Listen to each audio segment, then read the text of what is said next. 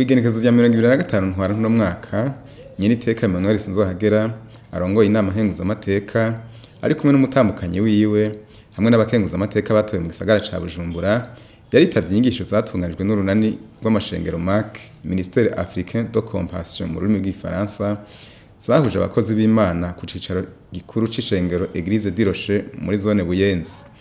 Bakaba bahanahanye ivyiyumviro ku bijanye n'uruhara rw'indongozi z'amashengero mu iterambere ry'igihugu ku civugo kivuga ngo ubumwe mu budasa, unité dans la diversité mu rurimi rw'igifaransa.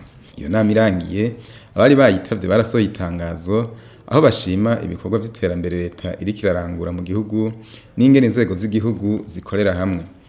Abo bakozi b'Imana bari bukuje ibikorwa barangura nko kuremesha imitima, gufasha mu iterambere ry'abenegihugu no gushigikira imigambi y'igihugu.